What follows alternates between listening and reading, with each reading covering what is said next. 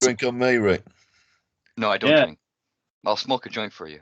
Okay, pal. That's a deal. that'll work.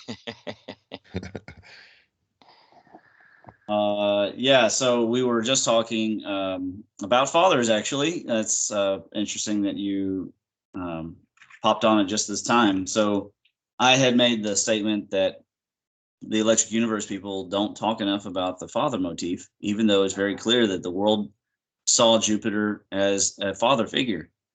And Yeah, the then, great father. right, then we were talking about Saturn being original father and getting I was just explaining that later on it appears that after the castration, after a few thousand years, suddenly it becomes a sister and a queen of diadems instead of a lord of diadems. But anyways, where how we had gotten there is we were talking about Stonehenge and how, and a lot of people don't know this, that Stonehenge was in disarray when it was discovered by the archaeological community, and we actually had an archaeological community. So it's been set up to conform to solstice, and then all these new scientists are coming around and talking about how it was always about the solstice, but we don't actually know. So I was describing people's the old culture's fascinations with the father motif, like Brahma and Indra, Zeus, and so just because it's not fashionable to honor fathers right now, and it's fashionable to bereft them of all their power, whether it's Odin in the movies or Zeus in that anime that was just released Well, on they Netflix. don't honor the father because who wrapped his father in chains, aka the rings. Yeah, I mean We Zeus. we watched the rings form. I don't think that that's why it's happening now, though. I think it's totally about No, puppet. I'm just saying, and the ancients tell us that they watched the goddamn rings being formed, but nobody can listens. I'm Right, tired and I'm sick and tired of these fucking morons that think they know it all. right. They can't discern for themselves. So they got to Well, make up these goddamn theories. I'm not sure who you're on about, but Oh, the mainstream scientific yeah, historical community that fucking makes up all Completely these lost. stupid fucking stories, Yeah, yeah. totally lost. and they just don't understand the goddamn truth of So the matter is that the ancients told us that Jupiter castrated Saturn. He wrapped his father in chains, and the Egyptians say that Osiris was wrapped in cloth. Well, that's the rings being formed. We right, now know how old Saturn's rings are. yes. If we can go back into history and find the date, the first time that story is being told, or that within a couple hundred years or something like that, you'll be able to figure out when that happened. But they 4.6 billion years old, and it's stable, and it's been stable for 2 billion years since the late heavy bombardment.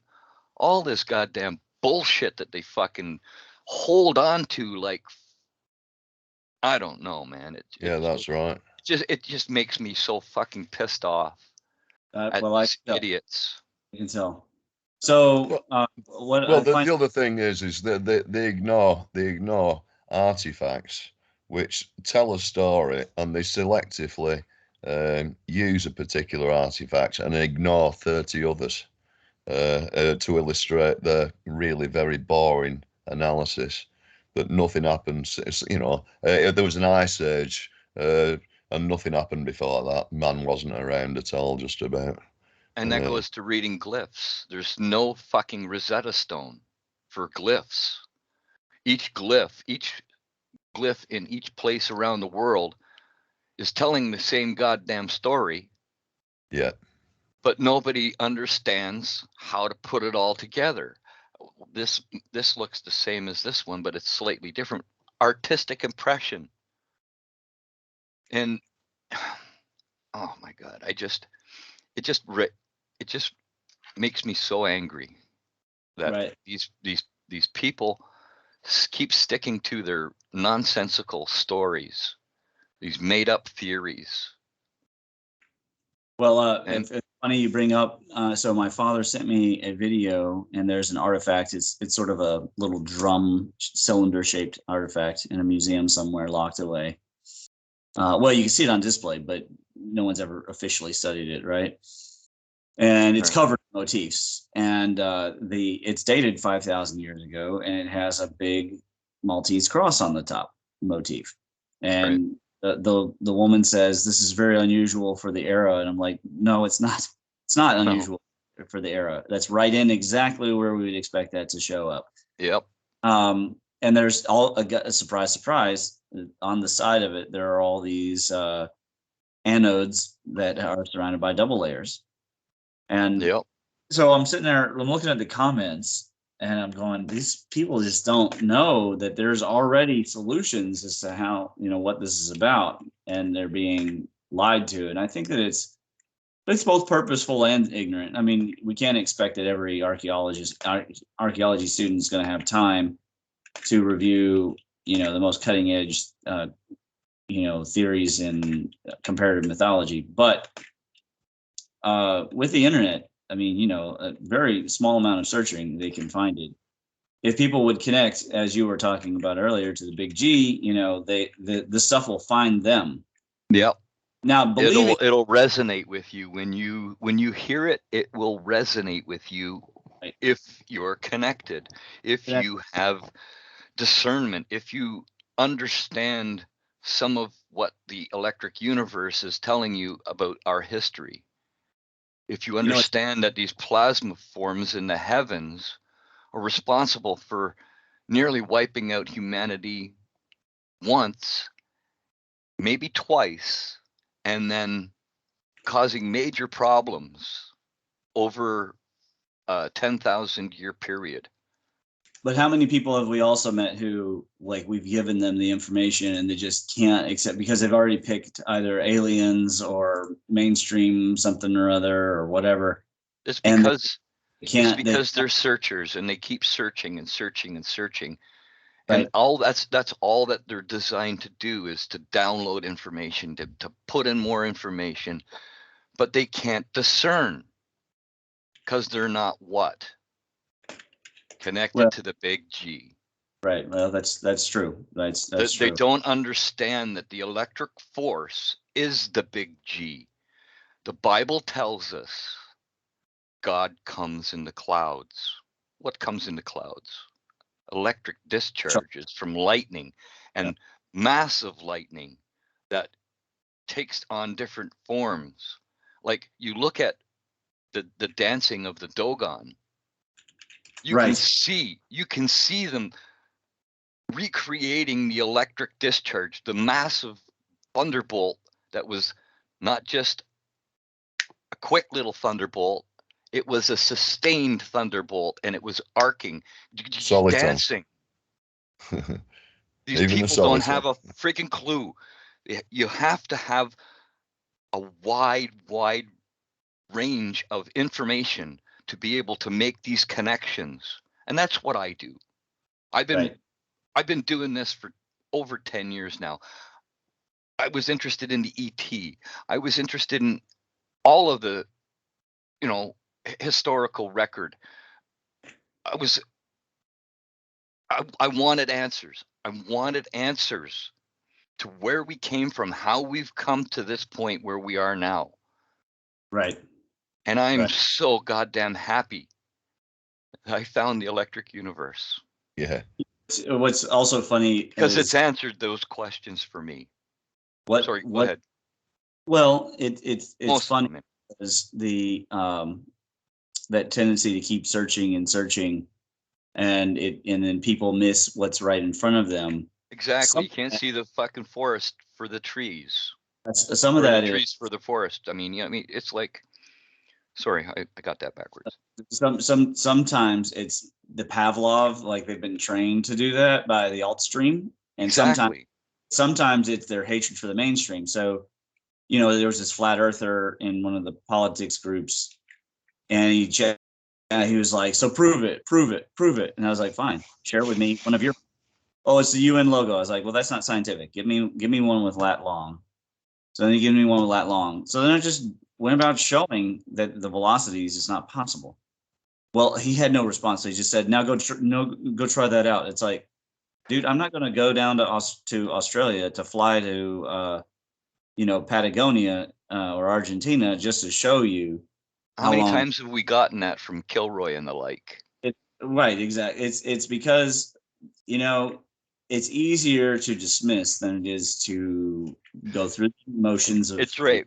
for yourself. And these are the people that don't believe in anything 100%. They don't even believe in anything 50%. They only believe in what they think they believe.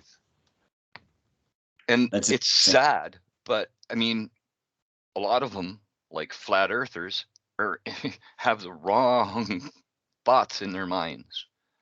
Yeah, they need to deprogram. They definitely need to deprogram. So let's go back to the big G and the electric force, so people understand. So in the Chinese, it makes it very clear that sometimes the weapon itself, the thunderbolt, is the Lord, and then sometimes it's an above God. And remember that we were having a discussion with one of our colleagues in this community.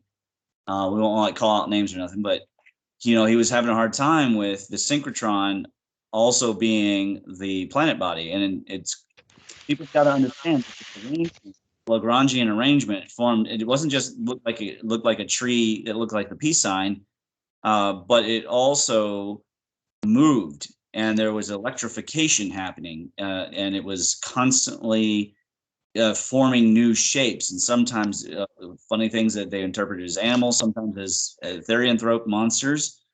And the planetoids were also moving around this alignment of the gods. And when that happens, you get the appearance of a giant Lord with his arms raised, moving everything around. Well, not only that, what is synchrotron radiation? It's electrons, right, spinning around in a torus field, or moving in a straight line, being forced to move in a straight line, or being forced to move in a torus field.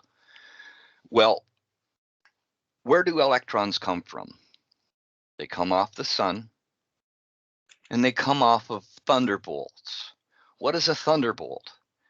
It's a massive discharge of electrons. And the ancients tell us that Jupiter threw his thunderbolts. Well, I'm sorry, but if you can't understand the fact that one planet can discharge to another planet, you have just lost the race of understanding. Because we see with our own eyes the anode bump on Mars, the huge scar face Mars is known by. They watched it happen. They didn't just see how could they know that there was a huge scar on Mars? How could they see it if they didn't have telescopes? That's the kicker, folks. I think somebody must have had telescopes, because it's even look at the Dogon looking at Sirius. Well, there's an Indian tribe that exposes their one breast, and scars their face because of that event. Because of that event, that when Venus came close to Mars, or Mars came close to Venus, and circularized her orbit and saved humanity. You can't get any more overt than that. Thank you for that. You cannot see that and unsee it once you understand that these electric discharges happened. Yeah, that one of the worst things is when I hear somebody say like something about arthrology or something about this, and they'll say, I don't understand why it matters. It's like, well, they're deconstructing the family and your country and the West in general by attacking those very institutions. They attack the imperial measurements, which are connected to our golden ratio and our physical anatomy. I would just say the only thing that matters is truth. Go ahead. Oh, that too. But as you know, that's another thing. Okay, why are so many people unable to find truth these days? Why do they have to be so polarized? Because they're not able to find the mean, and they can't find the mean or average because they don't connect directly to this power that gives them the truth, right? It just straight up gives them the truth. It's not like Moses was up there watching a bush on fire, like having a campfire, right? He was watching plasma connect to this tree, thinking about the internal chakra system and watching the connections up in the sky, and he received information. And he comes down, and all these people are doing sacrifices to the planet Venus, and they may have even been eating, based on some of the Psalms and what's kind of hinted at, they may have even been eating the sacrificial victims. And what do we see now? The human flesh industry and cannibalism. And there are 3 states that it's currently legal to compost humans. And again, of course, they're all blue states, right? But I mean, we're living in times when people absolutely need to connect to this thunder force that has the ether. It is the ether. It's just we separate them all out because of the 5-element school, which saw the Jupiter South Pole and observed the changes. And then every time those currents reconnect, we see it goes from a pinnacle to a hexagon again, and it'll go back. So there's the ancients saw these geometries and then discerned schools out of them. But really, it is all one flow, right? The 0 plus 1 equals 1. So it now waking people up to that seems to be like the trick that is how to engineer that kind of positive situation. I haven't figured that out yet. I mean, all I know how to do is make papers. I don't make video or music. I wish I would write Electric Universe style heavy metal if I could, like Tool. Tool's the ones that's come closest to getting it, and which it's super impressive, especially the Lateralis album. But unfortunately, mixed with so much darkness, it's not going to reach the Christian community, or it's not going to reach like Hindus or anything like that. And so, like, the chance for us to get closer to each other, it's so close. It's like it's almost like you could taste it, and yet, boom, here we are, Iron Curtain, World War III. And it is depressing. I mean, everyone needs to become spiritual, not in the sense of a spirituality with the church. They need to become spiritual with themselves and the universe that is around them. That is the only way you're going to connect to the God that you think is out there. Agreed. That's the only way, folks. I mean, there's no other way to do this. Amen. It's always available. That's the thing about it. It's there. You just got to seek for it. You just got to search for it. Jesus was trying to tell you are forgiven if you understand this ruach, this Holy Spirit, the wind of the breath of God is what that means. Ruach means the breath of God. I mean, Holy Spirit's a good translation as well. But what did he say? It is a person. The Holy Spirit is a person. That person is consciousness. It's the L power at the top of the G. Right? The G is in the center and everything is spiraling. It's spiraling into the G and out from the G. And so we see both in the galaxy, energy coming out of the galaxy, and also our energy will be going into the center of the galaxy. It's a Eric Lerner kind of like internal, it'll gather energy and release energy, gather, and it's pulsing. Everything is pulsing. Everything is evolving. And, we just have to kind of start trying to get it, I guess. I mean, we just have to work at it. I don't know. We are part of it. And so we just got to recognize what part of it we are. Yeah, absolutely. We are part of it. Now, what are we going to do about people who, first of all, like I say, the attack on fathers and like attacking the motifs, whether they're attacking, it's funny, like they totally in the Wonder Woman movie, they totally flubbed it, right? They made Ares like the father of Diana, which is wrong. That just so that they could use Diana winning the battle against Mars to attack fathers. I mean, we have a serious problem of a lack of respect of male figures and fathers, and I reckon, I don't know, what came to me today is that I'm going to have a paper coming up, and I can tell. It's going to be the return of the lion-hearted man.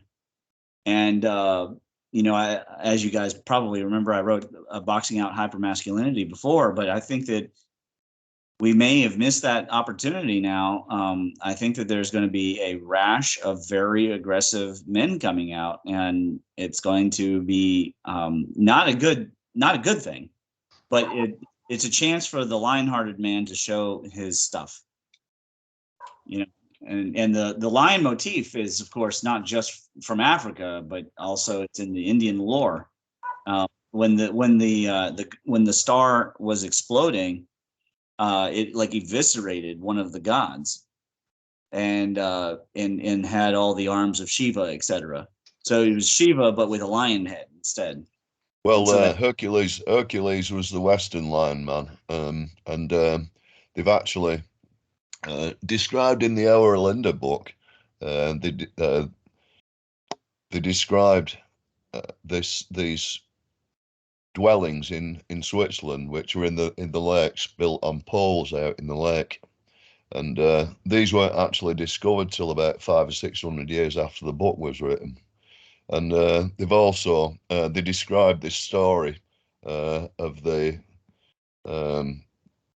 leader of the town up in Belgium at the time. This is about 2000 BC.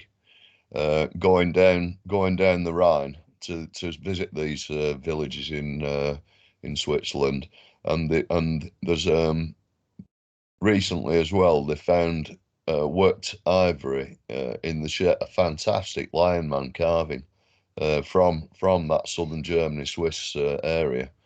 Again, 2000 years old, and in that legend they mention this man called, I think it's called Freezer or something like that, Freer or something like that, and he was mentioned as having come back from India, actually migrated home with his tribe from India, having gone out to India um, with a colony at some point previously, but then migrating back with all his clan. Now, it strikes me that if that Linda book isn't a forgery, if there is good information in it, not the Aryans who went down to India actually went from the northern Germany area, and that visitor who went down there eventually went down to Athens and became Athena, and she was the basically it describes in the Linda book how it happens. It describes the laws that she set up and everything like that. It's quite a fascinating read, in fact, and if it is right, it puts into context that civilization happened in the Atlantides and only spread to places like Greece, at the time of the Sea People's invasions, really, of Egypt. And other things that I've been looking into recently that have been found: 7,000-year-old double-hulled reed boats, catamarans, on the Isle of Wight in England, and I think there's some 8,000-year-old mortise and tenon joint boats. I think it's in the Thames somewhere. Absolutely fantastic modern engineering, 8,000 years old. And so this story of I think even our story of the development of Earth after the Ice Age and those cataclysms is becoming clearer. These different strings are starting to meet in various places again, and we're on the right track. So that works in our history that we're looking at, and it's working in the science that we're looking at. So I'm pretty happy with the way it's going. Echoes of what happened in the past. I have thoughts on 12,000 years ago. they came down from the north. They spread out to pretty much all parts of the world. When you say the north, do you mean the because the Earth flipped? Do you mean the southern hemisphere now, or do you mean No, the our north, where our north is now. After the flip, this is after the flip. Okay. They resided in the north, Hyperborea, and that civilization spread out. And again, fallen angels is a true story. Don't you think it's possible? It's just that everybody looks at it from a biblical point of view. You have to look at it from us getting close to Mars, 6.5 kilometers of the northern hemisphere being ripped off. And if they had an advanced civilization on there, some of them may have survived by encapsulating themselves in a steel ball or whatever, or maybe even as the atmosphere and the ground was being ripped off and pulled to the earth, they could survive that. They could still breathe because they were encapsulated in the atmosphere still. Mm-hmm. And all of a sudden, we get stories of the gods, the fallen angels falling from the skies, and other stories of people falling from the skies, most of them dying upon impact, but some of them surviving. And you have to remember that we were probably still less gravity than we are now. So Yeah. somebody People would be picked up and flown around by the breeze, wouldn't they? They'd be picked up and slung. in a 50% gravity situation, you could fall 200 feet and survive. So let me ask you a couple of pointed questions. One, do you think that that there's a disconnect between how powerful the destructions were on this planet and this memory of serious destruction? So you think that it might be Mars? And two, do you think that the giants themselves were actually Martians because they were similar to us, but they had a smaller gravity environment? Or just be clear as to, for the audience. Mars is a smaller planet, so it would have a smaller gravity, and beings on that planet would be larger. So you think that somehow our species ended up there, or do you think that we originated there? I mean, just no. There's stories of the indigenous black-haired, black-eyed people that these fallen angels were not supposed to mix with, but they did. Right. Then creating the white race of people from the north, the Cro-Magnon. You're talking about and then the Cro-Magnon spreading towards India and Egypt. Well, it's interesting. And then as we've been finding out talking with you, to the western or the eastern part of the North American continent. Right. And so there has been a rise in number of people talking about us being the aliens. Do you think that there's some kind of awakening to that, or do you think we have partly alien DNA in us? I mean, those of us that are Rh negative. You're describing we don't have a rhesus monkey gene. What the hell is that all about? You're describing that part. People like my people who have strange language, strange blood, that we maybe didn't even belong on Earth. But then there's also like this giant thing, and the Igigi mixing with the Adamu. So you're interpreting it beyond, because I believe the official Thunderbolt's position is that these are all just planetoids exchanging charge. So you're taking another leap in there. It's not quite Sitchin, but it's in that Sitchin direction. No, it's just me gathering information and trying to figure this shit out for myself. I understand. So so I mean, I might be wrong, but Arata, the story of Arata just keeps digging and digging and digging. The audience, don't assume the audience doesn't know what you're talking about. Well, Tim and Lee Hooker, Google it. The story of ancient Arata, 12 20,000-year-old settlements in the Ukraine. Highly advanced. How do you think the Scythians got so advanced in their metalworking and their artwork and shit? Because they were part of that civilization. Was the Vinca culture around there as well. They were part of that is the oldest civilization. known culture in Europe, 8,000 BC. Yeah, to play the devil's advocate, because I'm agnostic about the whole thing, and that's basically the position of the EPMC papers. I can't disprove the alien architects, and I also can't, prove it. But I will just say, like, after you've been developing a society in peace, at least for 1,000 or more years, you can develop a fair amount of knowledge, even if you don't have a. Oh, not only that, you can build a snaking fucking mound from the Ukraine all the way to the goddamn Danube River. You can build something like that that's 40 feet tall, 30 feet tall, that snakes a mound all the way fucking 1,000 kilometers.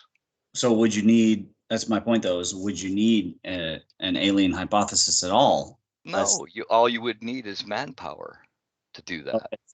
So again, going back to the aliens really just being men, just different forms of men. Well, no. What do you think? What do you think this advanced culture would look like to the cave people, the black-haired people with black eyes that would draw them to them? They would have a ready force of workers. They would see that life is easier living in the city than, scrounging. So they would flock to the cities, and they would have a workforce that they could use. They could feed them. They could house them. They weren't stupid. They knew what they were doing. And they basically, after the gods left, they were the first kingly priestly class. Mm-hmm. And you had to pay them to talk to the gods. Before, you could talk to the gods because they were right freaking there in front of your eyes. You could talk to them, and you might get an answer. You might get a vibration or something like a sound from the plasma discharges, and you would interpret that as an answer. You could talk to them face to face, well, face to planet. But when they left, you had to pay these guys to talk to them, and they would interpret your fears for you. Yeah, control. No, thank you. Okay, all right. So you think that you buy into the idea that these particular races ended up becoming the what we call the New World Order now, the Illuminati, however you want to say it, and that over the years they became to be seen as evil, and they were being pressured, and they had to leave the Middle East, and they ended up where? In Peru. Well, it's interesting because in the movie, they were running the death cults. I think that's why. That's the excuse Rome gave for smashing Carthage to bits, because they were actually sacrificing the kids, doing all sorts of pretty nasty things. They found lots of kids buried in Carthage, having been sacrificed. And I think going back a long time, that's always been a fairly unpopular practice. And I think like you say, they went and set up the little death cult right in Mexico.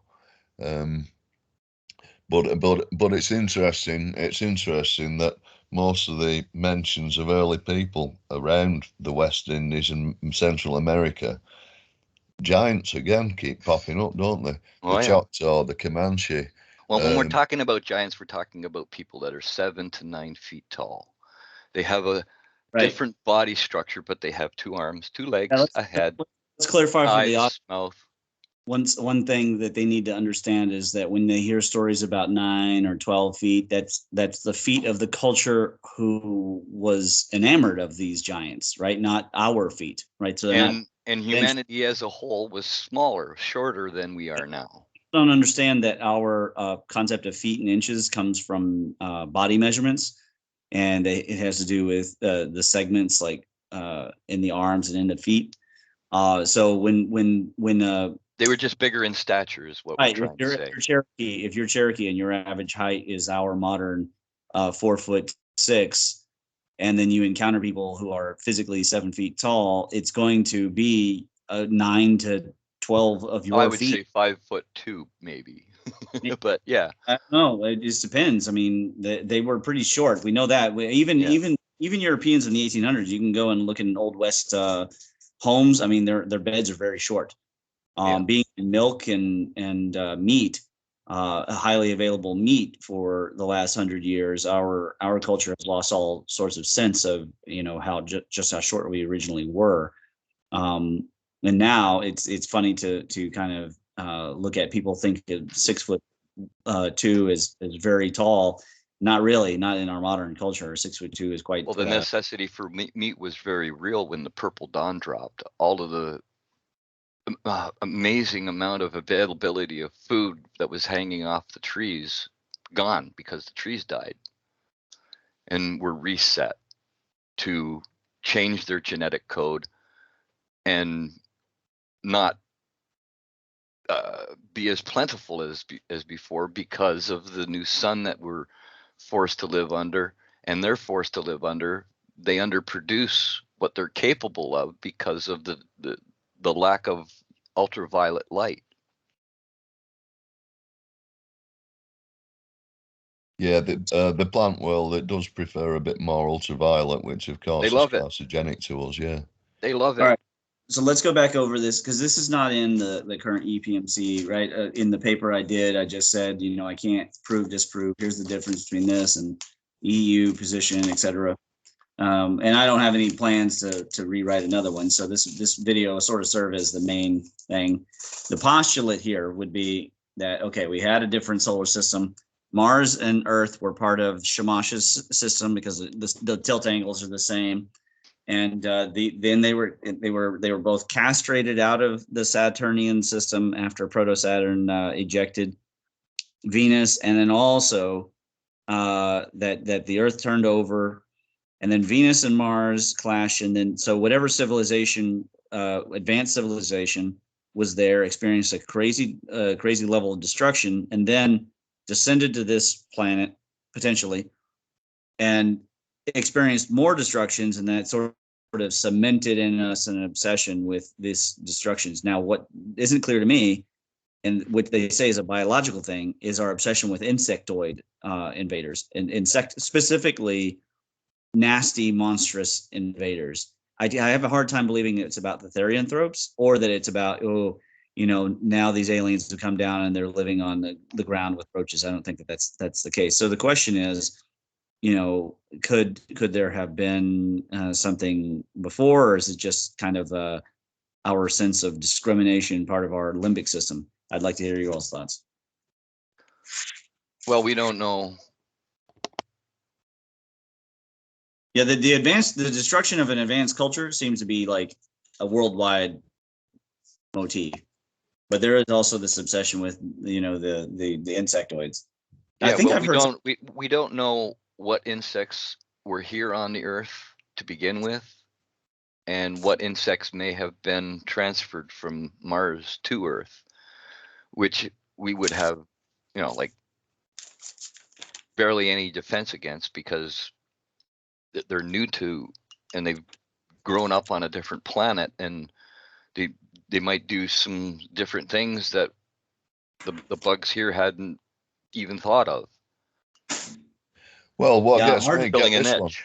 In where near where I live, down by the river, they found a dragonfly. I think it was a couple 100 million-year-old dragonfly. It was over a foot long, and I think an 18-inch wingspan on a Mosquitoes, dragonfly. huge mosquitoes. What must have that been eating? Because I mean, and can you imagine the size of the nymph of that as well? Wow. As the I mean, North that'd eat American fish. Indians say, they were eating on all the bad animals that were harassing humanity. Mm-hmm. Well, we've got pictures of people riding on stegosauruses carved into stone from the South Americas 12,000 years ago, or a little bit before that. They were wiped out and then 12,000 years ago, the megafauna died off. The mammal megafauna died off. Right. Well, they began to. Some of them took a while. They're well, when your gravity, when you're that huge and the gravity changes 50% more, you're not going to survive that. You're not going to survive that. You're not going to be able to move around. You're not going to be able to eat. You might catch a lucky meal here and there to help you survive a little while longer. Take for a whale to fall to bits when it's beached? Not long at all. It just turns into a pile of pulp, doesn't it? Well, it'll explode at some point. That's it. That's it. All the gas buildup. Yeah, but it actually kind of disintegrates under normal gravity pretty fast, if it's not contained in water, you know. You see him just fall to bits. Well, along with the storms, they get picked up and they get deposited in places like the Canadian Shield. Yeah, 100 miles inland. 100 miles? Jesus Christ, 1,500 miles. Yeah. So there's interesting things happen with water. Certainly, I think I'm just reading a site now, and this is a guy who's talking about everywhere being flooded 9,000 years ago, but then of course, very soon after that, they're making them all into canals. Mm-hmm. So this is what this guy's talking about. He's a hydro engineer. And he's found these canals crisscrossing all over the place. So it's fascinating stuff, really. He thinks they're very, very old. They're that sophisticated. He's got this argument that you can actually go uphill on them. It's quite an interesting argument that he makes. And this is a scientist, you know. He's a doctor and all the rest of it. Worth a look when I understand how we can get canals to go uphill without locks, but it seems to work somehow, and it'd fit with moving massive stones around the place. Actually connecting the river waterways together. So it seems like the more we look at all this stuff, the more sophisticated this ancient society was. Yeah. And although the technology seems so advanced, it also seems kind of low tech, which is I find fascinating. Let's talk to the audience now about the Great Pyramid, the power plant, because this exactly epitomizes what you're saying. First of all, there's no getting around the fact that it's a giant stone. Right, it's a Stone Age artifact for sure. I mean, it's made of stone, and yet it is highly engineered. Now, the bafflers, I mean, it's rough inside. I mean, it's not exactly clear that there's some kind of special, alien device floated in there and etched the shaping of the bafflers. It appears to be some rough work, like constantly adjusting it and then testing it again and adjusting it. But at some point, they were able to produce this maser resonance, and using the Earth's vibrations create electric charge, and then solar currents, probably to charge up an electrum cap to draw the power down from the god. Now, was it the only one on Earth, or was there one in Atlantis? We don't know. Well, you string if as we suspect that the energy in the atmosphere was at a lot higher rate than it is now. You string a wire up a tree right now, you can get power. Right, correct. Right? So if you have a gold cap up on top of this massive thing way up in the air, well, you can draw power from that. For sure, yeah. They were clearly attracting power by using the principles of the double layers, right? So they're creating the ions, and then they're trying to attract electrons. Is what I surmise. However, before we get to the part of the destruction of it, I want to say that the one thing that isn't yet clear, and probably because we haven't excavated the smaller pyramids yet, is how did they develop this understanding. And unfortunately, with the multiple floods and deluge, and the turning over of the planet and the robberies that would have occurred, the looting by people who wanted to claim kinship with these gods, these godmen who built this thing, who, if they were physically larger, they would have been even more able to run engineering crews that could very, very easily use trigonometry to lift these blocks. Where did they get the development? That's the thing, because when you look at the Bosnian pyramids, it's pretty amazing. However, it's nothing. It's not even close. It's not even in the ballpark of engineering skill that we need. I mean, it's some proto-concrete, some tunnels, and some alignments, geometric. Oh, I wouldn't call it proto-concrete, my friend. It's stronger and better than any concrete that we can make today. Yeah, it is. It's incredibly hard and water resistant. Well, I could be wrong. That's not proto-concrete at all. It's highly advanced concrete. It's still not the Great Pyramid. I mean, it's just not. No, it's a recreation of the Great Pyramid. Do you know what the valley was called since time immemorial in Bosnia? Educate myself and the audience. The Valley of Egypt. No kidding. Do you have shit? Well, you can hear Sam Osmanovic talk about that himself on one of his videos. It was known as the Valley of Egypt.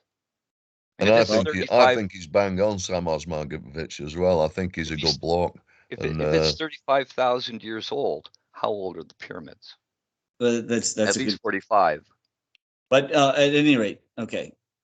I personally am very skeptical of the Bosnian ones being as sophisticated as what are at Giza, and also the fact that the Giza ones are at the 30-degree latitude, which is where. Well, there's an energy beam that comes off the top of the Bosnian pyramid. It's been measured.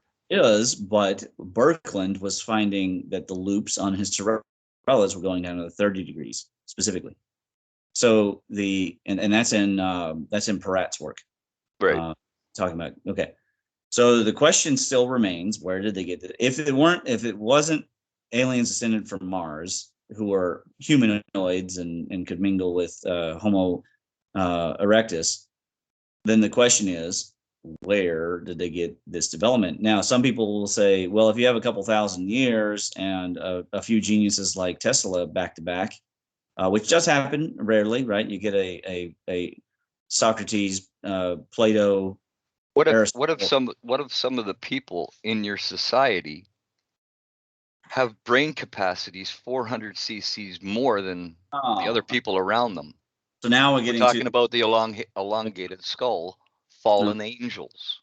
All right. So first of all, define for the audience, because not everybody. Let's not assume everybody in the audience is Altstream, and then secondly, that they may not know much about either the crystal skull phenomenon or the elongated skulls. Now, my L.A. Mazzulli, or Brian Forrester. Go watch those guys. Yeah, I don't know. I'm very dubious of Brian Forrester. I'll be honest with you. No, he gives good information, bro. He gives. I mean, he interprets it wrong, but he gives good information. Just watch it for the information. Don't watch it for the story that he puts out. So you're saying treat him like Matt over at the Ancient Architects. Get it for the news, not necessarily for the theory. Okay, yep. But let's stand on our own legs for a minute. We're our own community. How do we go about talking about because brain size isn't actually as important as brain complexity.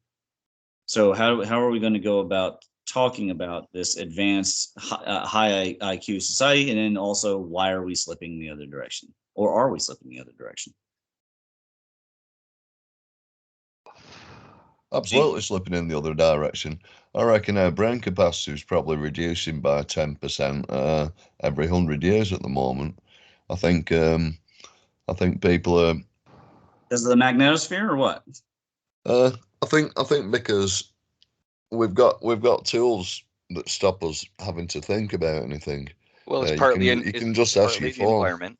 It's partly the environment, and it's partly the information that we get downloaded to our DNA from the sun. The electric environment that we live in has changed our DNA from the electric environment that we lived in the past. I think that's And it correct. Yeah, changed as our well. I DNA. think we are a product of our environment, but Yeah. but also this environment is being played around with by those in the know in the power game, and people are encouraged to be stupid and dumb and always jump to the wrong conclusion. And I think because it's so easy, life's easy if you do that. And Yeah. so and Make it so I easy think, for the people and they'll go that way. yeah, What do and you they think? don't have to Universal think about anything. basic income. Use it or lose it, and I think people are losing it. You know, the ability to think for themselves, to discern for themselves.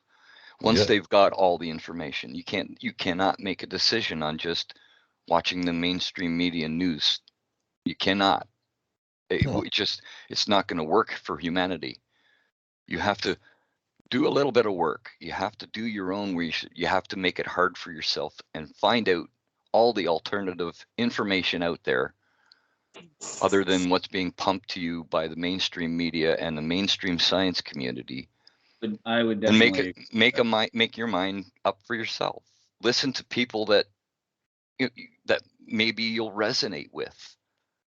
That no, ha. totally. But not only that, you've got to Hold see on, hold the other side. You've got to look at what the quantum on, theorists are hold saying on, and what the relativist theories are saying, and a you second. know, Hold on a second.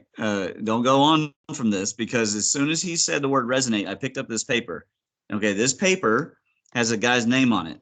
This guy sells Schumann resonance jewelry, and I met him at a gun show, and we struck up a conversation. He's totally into the electric universe. He was instantly connected. Then he started sharing his story. I got going. I transferred some energy, and his throat got all cleared out. It was really interesting. But he sells Schumann resonance jewelry. Now, I physically tested these Schumann resonance. Now, I do tai chi, and I have really extremely good balance for a regular person. So it was fascinating to test. It was fascinating. I'm wearing my Schumann resonance ring that he sold me right now. So that technology is out there. They basically anneal the frequency into the metal and the jewelry with the machine. But as soon as I picked up that piece of paper, he mentioned the word resonate. I just thought I'd bring that up. All right, now cool. I'm sorry for interrupting. Nick, go ahead. great. Well, I just wanted to say that my daughter's in the birthing room, so hopefully it won't be too long. A couple hours maybe. I'll be at OPA. That's Well, awesome. I'd get rolling. I'd get rolling that big fat one if I were you, then, Rick. Oh, don't you worry about that. Great stuff. And do you know what you're getting yet? Male, Gal. male or A gal. female? Little Female. boy, yeah, great. They've already decided on the name, Hannah. Yeah, female. So, Nick, I apologize. I stopped you. You're on you were going down a new train there. What were you going down there? I can't remember. Okay, all right. Well, so all right. So we've talked Nephilim and not Anunnaki, but Nephilim, Igigi stuff. We've talked Mars and the flip over event. I still reckon personally. Okay, this well, is my the 12 layers of Hercules is a representation of how many times Mars came close to Earth in the polar configuration.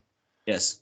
So let me finish the recap. So I still reckon that personally, Hyperborea is Antarctica because of the polar flip, and we know the change in the climate at Orkney and in Siberia.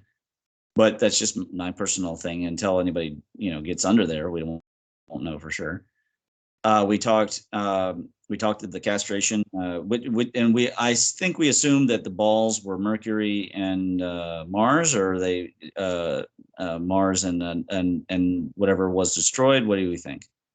As far as Antarctica, there's huge evidence if you look at the ocean floor that landmass was dragged down there, was pulled off of somewhere else and then dragged down there. As far as Hyperborea, it's not as old as Atlantis. Atlantis was probably one of the first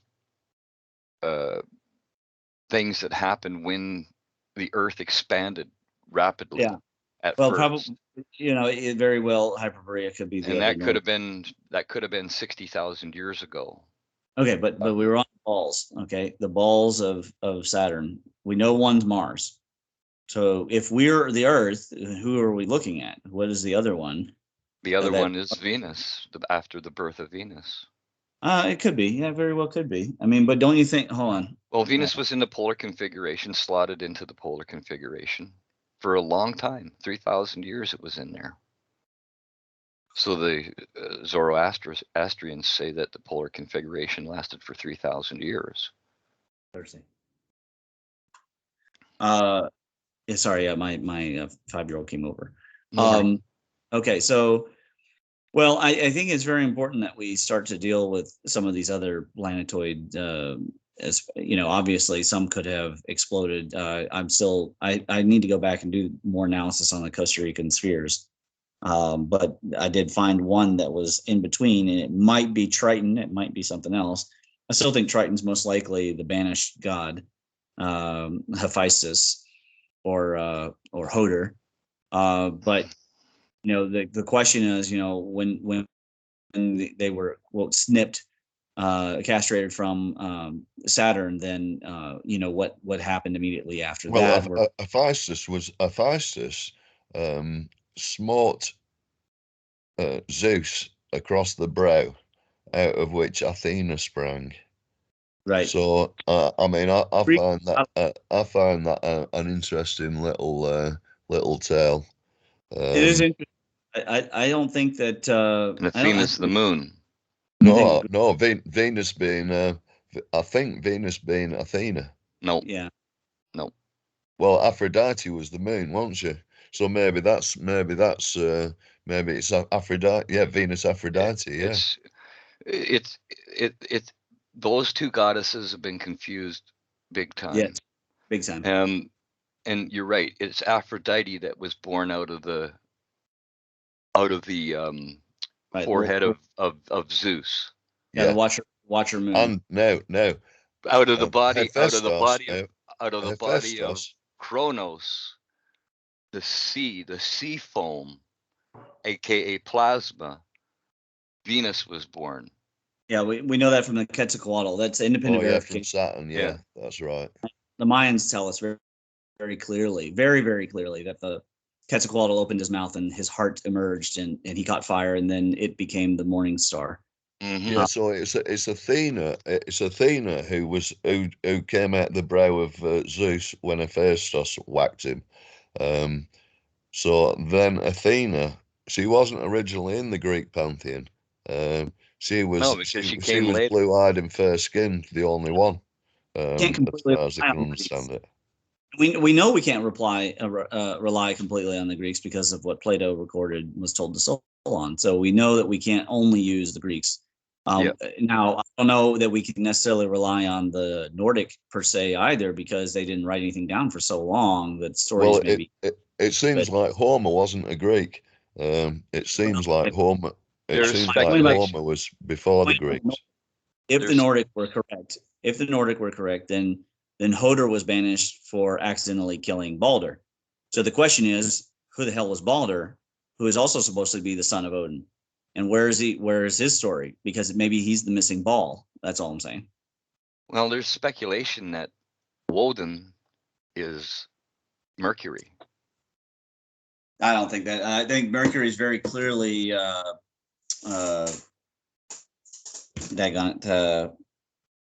the Watcher on the Bridge, Heimdallr, because Heimdallr had the 10,000 eyes, and we see Mercury is just plumb covered with, and Mercury is associated with wisdom and Thoth. I think it's Heimdallr, but also wisdom is associated with Odin or Woden. It is, but Odin's one-eye patch. He's a very well described character. I think he's Saturn too, but there's speculation that it might be Mercury. I just thought I'd throw that in there. But again, it's really hard for us to discern what planet was what god. And That's it's right. very hard. And The Nordic, another thing of interest, of course, is Mercury. Hermes carried the caduceus, and then the snake being a symbol of the Celtic and Gallic tribes. And if Mercury was a planet of what planet? would be Zeus, Jupiter. Jupiter. It would have been Jupiter, right? It's Jovian planet or a moon, and its approach to Earth is said to have given us a massive electric discharge that Babel, the Tower of Babel, changed all of our brains, fried most of everybody's brain on the planet. Yeah. And it hit all the speech centers, didn't it? And their newly born children looked at their parents and they're saying they're crazy. They're saying crazy things. So they made up these stories that kind of sort of matches with their parents' experiences. Well, I think the language that was shared was plasmaglyphic and numerological. Yeah, and those people that had their brains wiped had to relearn language. Well, that might be. I mean, there could be an electric field interference. That's certainly completely plausible. However, I'm more interested in why did that people stop using plasma glyphs? Probably because the electrical environment in the sky changed and it went away, and literacy wasn't exactly. Well, they were using plasma glyphs for thousands of years afterwards. They were describing the gods. They were, They were describing them, but they were anthropomorphizing them. The longer they went, the more they became like kings, right? So yeah, the pictures are beautiful of the Sumerian gods. Like I say, it wasn't exactly South American gods. It wasn't a government program to teach plasmaglyphics to everyone in the tribe. Right? It was the shaman and the chief's job to understand the runes of gods, whether they were Chinese runes or Kolbrin runes, doesn't really matter. Rongo, Hebrew. Those were the people who were there to interpret. I think the only ones that had really a government literacy program were the Sumero-Babylonians. And so the question is, why afterwards did they begin to degrade in that? I don't know. I don't have any answers there. So many things that are unanswered. Well, it's beautiful that you've focused on the Chinese glyphs and the plasma characters in their writing, because I think they're the closest humans to the original plasma glyphs that were known worldwide. If you drew Squatterman on a beach and you were 20,000 miles away on the other side of the planet, someone would recognize that and say, "Whoa, he knows this. This is a good person." Yeah, we see those in the Ohio River Valley here in Kentucky, especially. We see these Chinese glyphs show up, and they're cataloged in the papers now. And comparing the Shangdi and Uchel the High Lord to look for correlations in this speech between. And I reckon that work among all my works, it's definitely in the top 3 to 5. It's really important that people understand that not only is Kolbrin not a fake language, but that the Tower of Babel story is real, that people could really communicate. They would write down their ideas, and then they all kind of sort of understood each other, and then they could design something, they could build something and hammer the gods. Now, apparently they thought that it was them that was causing the problems, which is another funny thing. It's sort of like man-made climate change and global warming, right? Mm-hmm. Well, there's the a thing TED that we're talk. responsible for is pollution, but the thing we won't take responsibility for is pollution. But instead, we'll try and claim that we're changing the entire planet's climate. It's kind of a sad situation. I was just in a debate last week, and the guy was talking about 97% of NASA scientists agreeing. And I was sitting there thinking, well, NASA has nothing to do with monitoring the climate, man. Number one. Number two, so what? Because a lot of them agree on that gravity is the most important force in the universe too. So what a waste of time to listen to those people would be. And I also don't believe that there's 97% consensus. I think that that's propaganda. So, it's a kind of a fun thing though, that we, as people, keep blaming ourselves when there are these vast forces that are well beyond our ken of understanding. If in a physical, until you physically feel it, it's just not possible to grasp it. I had one of my patients has worked around 3 Tesla magnets in medicine, and I mean they change you. You feel you feel different when you're around a magnet of that level of power. I mean, it messes with your blood, it messes with your nervous system. So who knows what people in the old days were feeling, and also the effect of being near to Mars. It could very well have instigated behaviors of war and death and destruction. And same thing with Venus, especially with Venus. I would assume. Well, I'm pretty sure that Mars had a magnetic field and was completely destroyed. Its magnetic connection when that's why it was destroyed, right? Maybe on some consciousness level. Well, I'm just saying a huge magnetic field coming close to the Earth, penetrating into the Earth, would cause some issues. Yeah, would it not recharge though over the centuries or thousands of years? Would it not recharge? We don't know what really. No, it needs hydrogen. Field, but I don't think it's a ball of metal.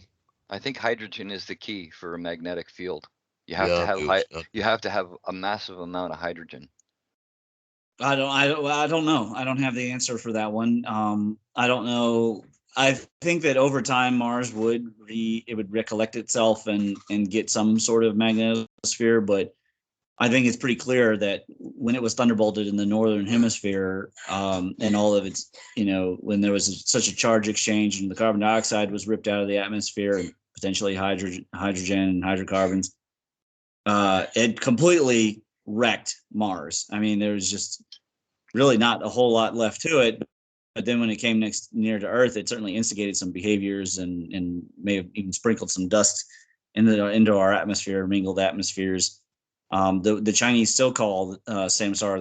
They don't call it the threefold world. They call it the world of the wheeling red dust. So meaning a world of suffering. And I suppose another thing is as well is if there were spacefaring nations, they would have an opportunity to jump off one planet onto the next. That they'd take that opportunity. If they had as much technology as us, for example, now they'd be able to do that probably. There are those very strange, out of place artifacts that seem to indicate something. At the same time, I don't know how sophisticated I'm willing to test, because once again, when I look at the Great Pyramid, I see an amazing feat of engineering for its time. I don't see computers. That's just me. I just don't see it. But at the same time, I acknowledge that those things could have been either disintegrated, flooded, stolen, and destroyed, burned by low IQ mortals who hated the previous era of reign and the people who ruled over them. I mean, even in the movie 300, Xerxes is this giant, god, and he's being carried by like 20 humans, so it's potential something weird has happened like that. It's just I don't see a computerized society, but I acknowledge maybe it's possible. It may be possible if you have real Vimanas and not asteroid Vimanas, and you have real Valkyries on flying horses and stuff like that, then who knows? But I'd like to see more definitive proof. And what I can only point to, the only proofs I have all have to do with ratios. Everything I do that is so-called proof is either going to be a rune or plasmaglyphic of some kind, or it's going to be ratios.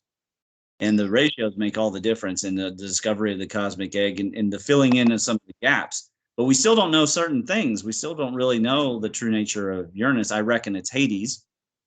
And I reckon that it came in and wrecked the Lagrangian arrangement. At first, it seemed to join, and then I'd say that the physical mass, the physics behind it, actually kind of ruined the arrangement that had been tenuously strung together. And then we still haven't reckoned with the changes of Neptune. We found the evidence in the Ramayana. But realistically, how long was Poseidon Shiva the Lord? Was it 1,000 years? Was it 500 years? Were we hit by thunderbolts then, or was the trident flying between the different bodies? We don't really know. We Well, do know. Poseidon was the father of Atlas, the first king of Atlantis, wasn't he?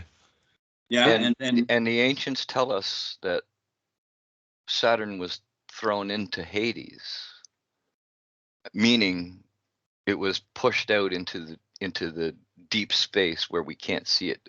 So the ancients looked at Hades as being out there, away from the earth. Yes, of the other world. And when Hades in the actual Greek myths, not world, just the area of space that Saturn went to. Right, but what I'm saying about Hades in the Greek myths is not sent by Zeus, but says, "I am apart from my brother. I am of a different mind," which tells me that I think it came with Sol, which as Apollo, right, it grew from a small baby into this giant. If we look at the enclosure that Earth was in with Saturn and Mars at the beginning, it was called Ornos, and it was given. It's a god. It had feelings, blah blah blah. But we know it's not a god. It was the environment around the Earth. Right. Same with Hades. Hades is not a physical planet. It's an area of space out there. Well, I don't know. Far away from the Earth. Of course, as well, Saturn was said to have deposed Uranus, who incidentally was the husband of Gaia back in the old Greek myth. Yep. What happened when the purple dawn was dropping? It probably Saturn gave out a charge towards Ornos, threw off a charge of some sort, or a charge came into Ornos somehow, and it's all that ejected material. It doesn't necessarily have to be a thunderbolt. It could just be lots of material coming out. It could be the creation of the coma of Saturn as it starts to come into the because whatever's ejected is going to want to get, there's going to be part of it that's ejected and accelerated away because of the electric field, and part of it that's attracted back because of the magnetics and gravitics. So you're going to get a differential. But that's what I'm just saying. Hades is an area of space.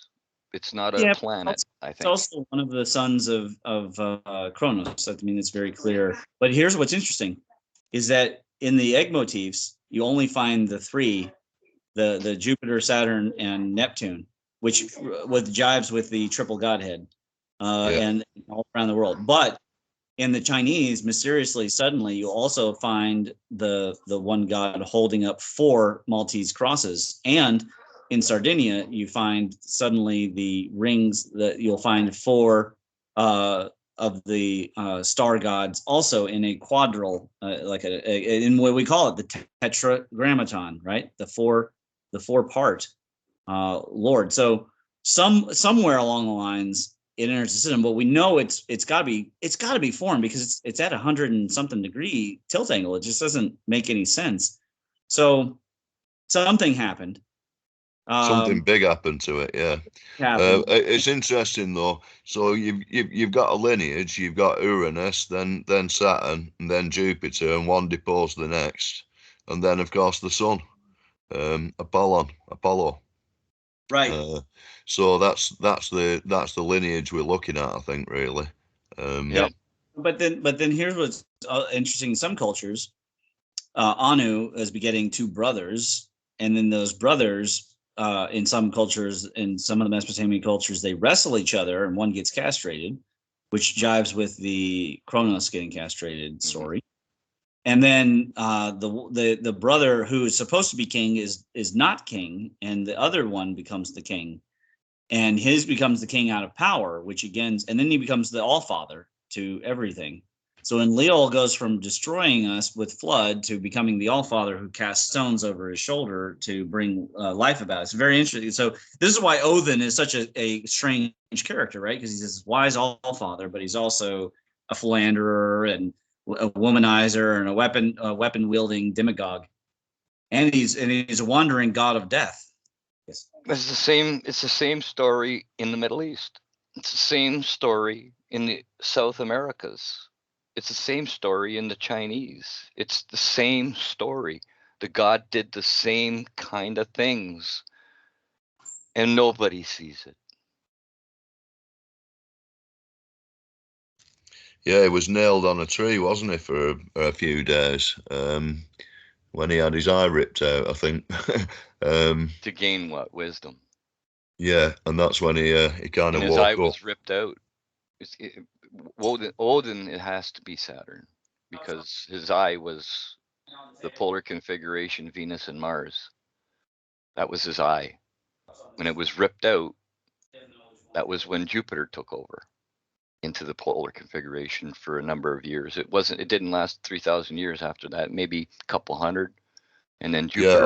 or was it the same event as Athena springing from Jupiter's head, um, from Jupiter's brow? Yeah, it's No, interesting. I think It after the polar configuration broke up, the planets were in close proximity to one another, and that's when we get all of these strange stories of the gods battling and the doing Trojan War. crazy If things. we could date the Trojan War a bit better, although because it's Homer Certainly. describes it. Homer describes the gods in the sky. Mm-hmm. We don't know how long that lasted. We don't know. Yeah, we don't know. But I'm thinking between 1,500 and 2,000 years. And then that's where Raymond's stuff comes into, or it comes into more detail, because he's showing the interactions, the battling between the gods. He's showing I guess Saturn breaking up as it comes into the sun, area of influence of the sun, breaking up, but we're still focused on the one God because it's still holding together the polar configuration. Right, and so becoming the Shangdi, the above Lord, who but is once also, the polar configuration breaks, all hell breaks loose. right. Earth may have orbited Jupiter for a period and then got shot off when it encountered one of its moons, like maybe Mercury. I think it's almost certain that we were around it based on the Jovian octagon work, but the Jovian octagon, if you take two magnets in space and you bring them close together or force them close together, their magnetic fields and their Birkeling current connections will shift. So we might have seen the pole at a 90-degree angle on orbiting the ecliptic. Maybe that so. way. It could have been. It would still need to be near it. Is what I'm saying. We were close. We were close. There's no doubt. No evidence that these people had any kind of telescopes or anything like that. No. So how could they see? How could they call Mars a Scarface? But we do know that the planet was turned over. I mean, this is now multiple places. So we have that smoking gun. We have the Thunderbolt. We have at least a Paradian Thunderbolt smoking gun. I think of the Knobs and Grand Canyon as smoking guns as well. And I think that Upheaval Dome is a smoking gun. Mm-hmm. Now, proving Ayers Rock and Stone Mountain, same story from the Aborigines of Australia, happens at also Devil's Tower and in Georgia at the Stone Mountain. So proving that's going to be a little bit of work, but we're getting more and more smoking guns. And so putting this all together, what I think that is not penetrating the consciousness of the community just quite yet is the way that when you have this arrangement, this tenuous arrangement that roughly looks like a peace sign, but it's a little bit asymmetric, and there's also some extended parts down here. Look at the alligator mound, basically. When that starts to wobble, so this is after the three-body problem where you have the accelerations, but now we're on the outside of this thing, and there's no guarantee that we have a perfect orbit. It's elliptical, but it's not like necessarily stable. If that thing starts to wobble and its electrical charge changes at all, either it's losing charge or it gets increasing charge from the sun, the whole system approaching the sun, spiraling in. What effect does that have on the Earth's climate behaviors? What effect does that have on our the physical, like the calendar and the motion Do people become agitated? Do they become, or do they live longer? I mean, what actual physical changes are happening on this planet? We know the sky changed, the color changed. We know that. Well, we live longer in the purple dawn. That's Yeah. given. Well, The stories yeah, are I think that, all over the world. but what if the orbits were, shorter? So it's harder to. Well, If they you were don't, if you, shorter. There were 270 days at one point. We were in closer to the sun, and yeah, then but my point being, Saturn's charge well, we could changed, our and it rotation slotted might into evolve another magnetic field line of the sun. because the Earth was physically smaller. It could have also been rotating quicker, right? So that's Could have been. conservation of momentum. So the question is, when all these changes are happening, what impact does that have on our social consciousness? Does it inform us to create nuclear families because of the need of survival, or is that a throwback to seeing these parent gods interacting with each other?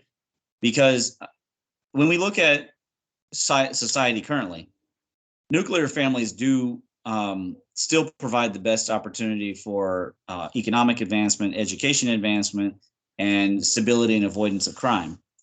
However, biologically, they're very difficult to maintain, not the least of which, and I'll just say this is totally backed by biological research, after several children, many females' pheromone preferences change, and couples will start to begin to fight more after the kids begin getting a certain age. Now, that could be instigated by our welfare system. I don't know. But I will say that definitely it is more difficult to maintain the nuclear family now because religion is not as heavily imposed. In places where it's heavily imposed, they still have that. They still have the nuclear families. But maybe it was a survival mechanism that came about from the observation of this family of gods, because it is a war of families in the Bhagavad Gita. Two branches of families, or in the Nordic, it's the Aesir versus the Vanir. They're both gods. The Aesir are the ones that we worship and name our days of the week after, but the Vanir were also gods. And I find it interesting because of the word vain and Vanir. So, anyways, I think it's something that we haven't, as a community, deeply explored. These Vanir were they meant to be the same as the Titans? Oh well, maybe, but in the Nordic, they're sort of like elvish beauty gods. I think that the Titans is more specifically the gas giants, is what I think personally. And then also the giant shapes. So the three monster children of Loki, who is the planet Venus. Okay. Yeah, well, they were all kind of massive sea monsters and things like that, weren't they? Yes, or a wolf, the Fenrir wolf. Right. Yeah. Venus would occasionally turn female, and Loki would go off on his own, become female, and give birth to monsters. Then come back, and the gods, the Aesir, would make fun of Loki for that. They could shape shift. Yeah. Of course, we know Nordic cultures did not appreciate. They did not have an appreciation for the Pride Month, right? In fact, in that culture, if you called a man even girly, let alone gay, you could be murdered, legally speaking. It was okay to, so it was a instant duel situation if you called a man girly. So happy day. This is all like, I think, when people say, why is this important now? Like, what does it matter now? I think if you understand this stuff, our society's insanity makes a lot more sense. I mean, because there's no other way to rationally. When you look at the model of our behaviors is Odin Zeus, right? And there's nothing about him that indicates any kind of religiosity or respect. We try to do it. We force fit it into these animes and movies. And in the end, then we always end up turning on it. In the original Thor comics, the actions that we saw in the sky. Right. Well, in the original Thor comics, Odin is, he's the wise all-father. He knows everything. His son is the one who's struggling and failing, right? This is Mars. But by all the modern stuff, Thor hates Odin. Everybody hates Odin. Odin's a failure. Then they even have the three females, Gaia, Freya, and Frigg, come, and those are the three wives of Odin who gave birth to different sons. All this stuff in the comics, and then they have to take over and rule the nine realms. So we struggle to try and force fit this model.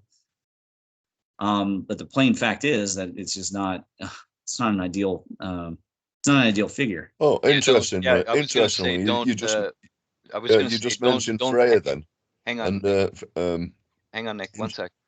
yeah, I was interestingly, gonna say to the people, don't get your mythology from the MCU, okay? Correct. Do not. Do not take your mythology from the MCU. Go look at it yourself. Go look Yeah, at the mythology. They're It's a totally different story. Yes, they're totally twisting things. right, Go ahead, right, Nick. yeah, Freya, interestingly, she's mentioned as the matriarch in the Uralinda book. She's the high priestess, and she's the boss. It expresses a system of government, and it's you'll have to read it, Ramon, because it's a fairly good system if you were to set up a colony on anywhere, really. It's quite an incredible system of law. So it's so Freya was the primary matriarch of that society if it's a true document. So very interesting. And who became the mother? I think the mother of Athena, Minerva, who was late to join the Greek pantheon. I think there's something that stands Minerva Athena out from the rest. Anyway, it's like she had all the weaponry, didn't she? She had a massive shield and a trident and helmet, and her there was always the little owl was her emblem. And they think she wasn't from the Mediterranean at all. Well, it's interesting how that kind of links. It kind of links the two pantheons. Do you think she is Saturn in a female form? Because it sounds like that to me. Freya. Huge shield, owl on her shoulder, ravens on his shoulder. Well, of course, she's got the trident, so she's got the trident, so she might be Poseidon kind of offspring. She might even be the female embodiment of Kronos, or I don't know, Neptune. It's so hard to figure out the gods.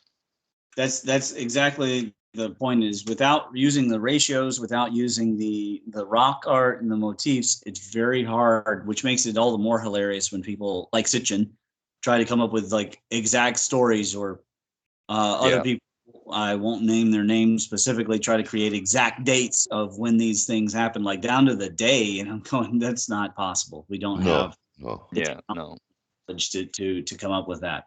We can come within a couple 100 years or 100 years maybe, but that's it. We get lucky, it's hard to even some of the look at just since the Arthurian stuff, could be off hundreds of years. There's still the question of the 30 years because of Jesus. There's the question of the 300 years possibly that Velikovsky's raised up, and then things in the Dark Ages because the records were so bad that it's just. And people think that how is that possible? Well, let me tell you something. Some people believe 700 years. Some people believe 1,000 years even. I mean, yes. Yeah, I think there was possibly 300 years missing out of this millennia as well. So the 700 from the first millennia and 300 from this millennia. 700 from the first millennia BC. We're not left with much history really to cram into 1,000 years, really. Well, I think they've crammed a billion years or more into 60,000. Well, 6,000 really, because it's only this last 20 years that the Earth's been, that people were just complete Stone Age, in Stone Age at 4,000 BC, weren't they? With the kind of distended jaws and really airy and what have you. Well, no, we know 12,000 years ago that Cro-Magnon took over the planet from Neanderthal. Well, they're finding modern Homo sapien 300,000 years now, aren't they? Well, I'm not sure of those dates, because what are those dates based on? Uniformitarianism and layers. We know in the electric universe that these layers can be deposited in an instant.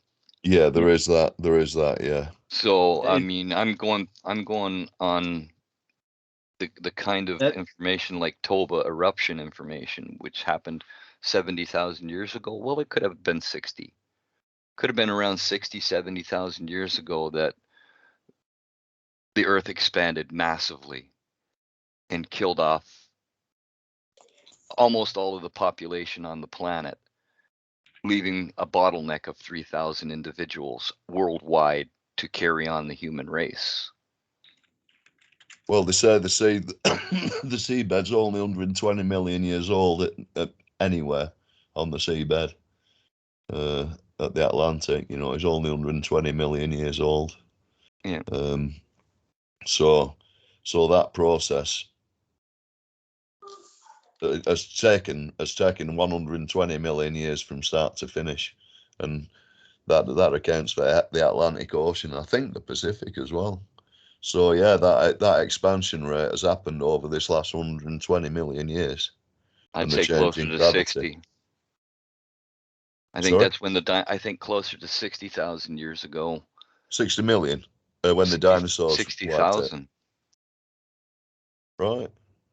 60,000. Yeah. Maybe even less.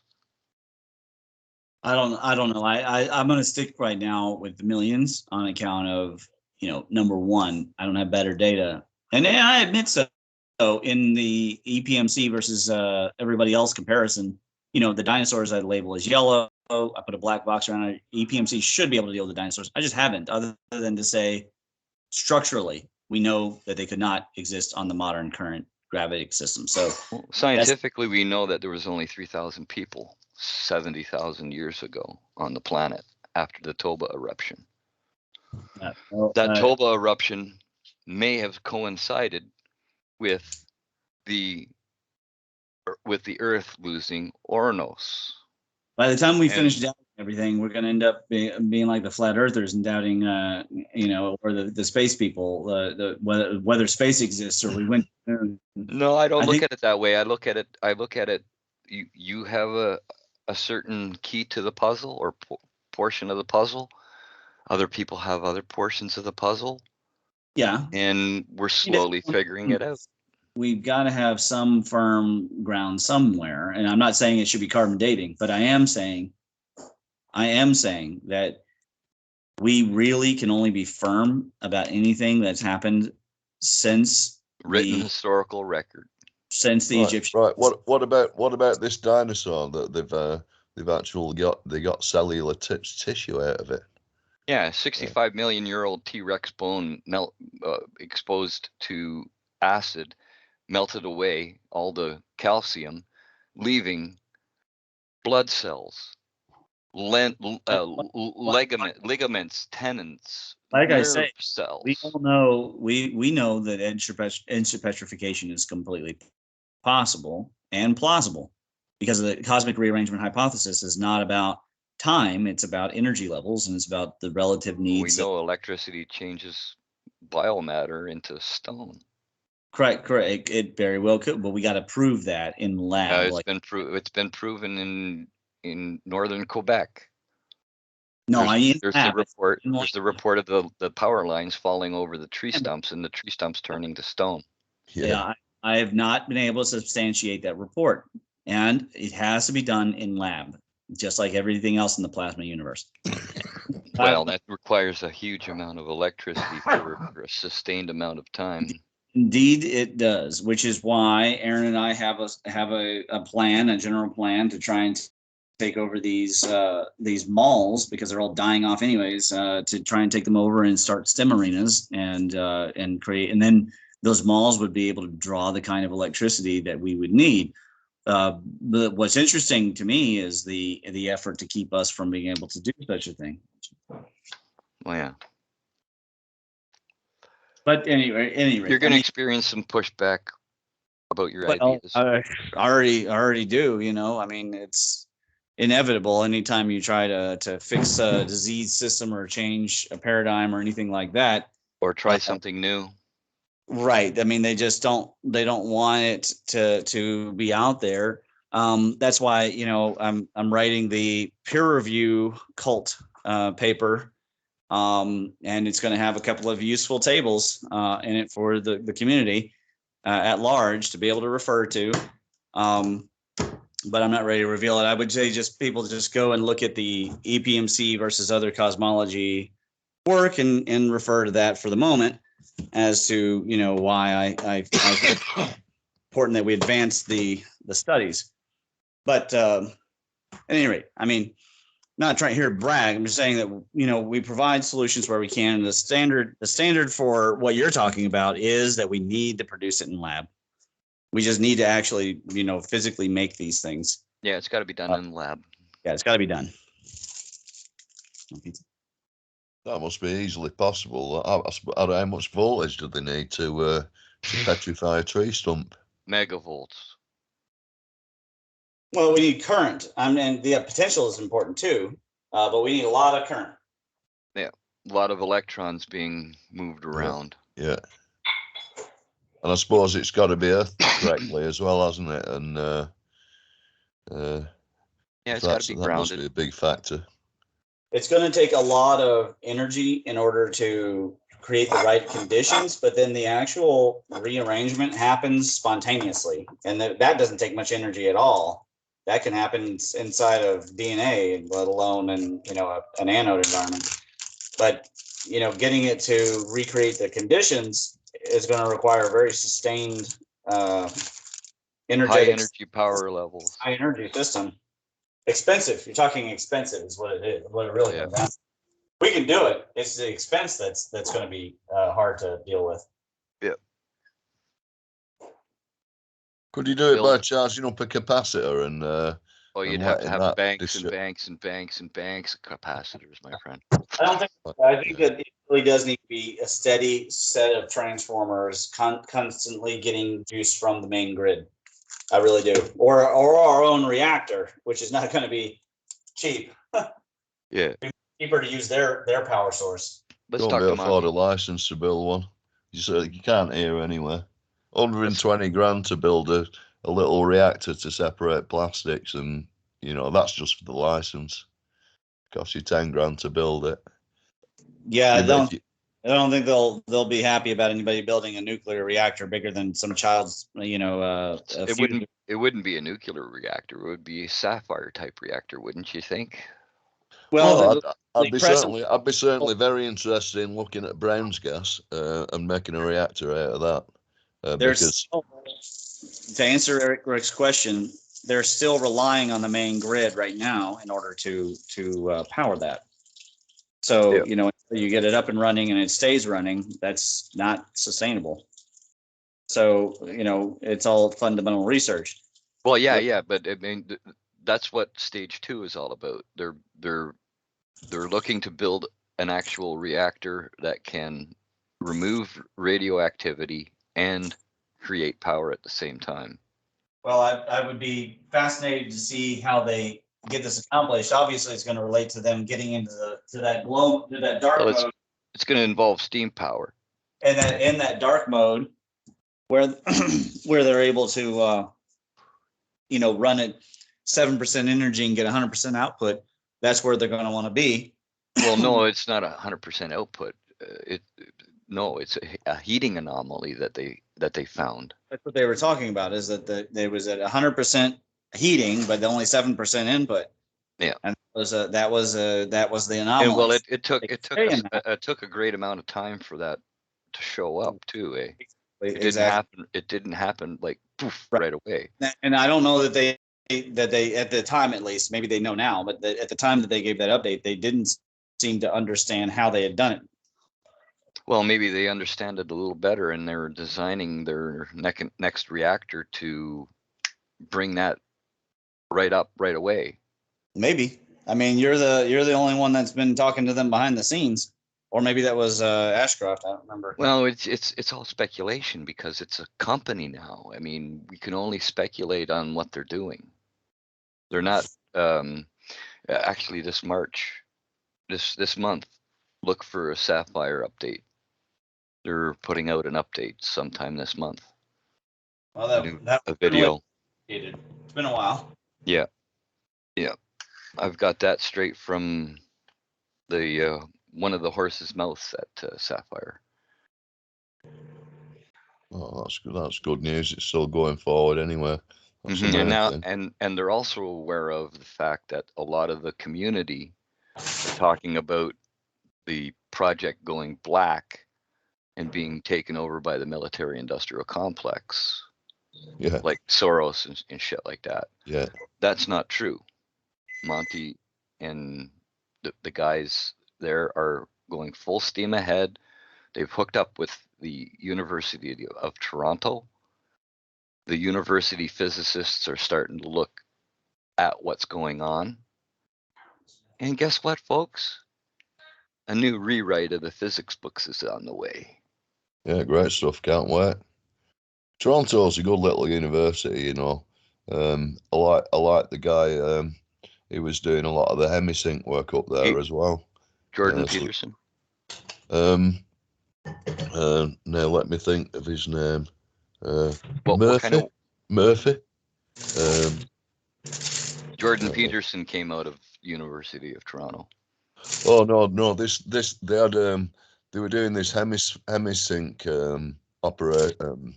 experiments, basically wearing this skull cap, which it measured the wavelengths whizzing around your brain and how your right and left brain connect, and it was explaining brain activity pretty well. Were they trying to unite the two hemispheres? Yeah, that's right, and it's called the Hemisync project. I'll find some stuff on it, Rich, because that's interesting because that's what we had in the past. I don't want to go back in the past into a unicameral mind. Do it yourself. Okay, I teach my patients how to do this because about 30 to 40%, depending on the time of year, come in and have left-right hemisphere out of sync issues. You can see it on their face, and you can measure it in the pulse.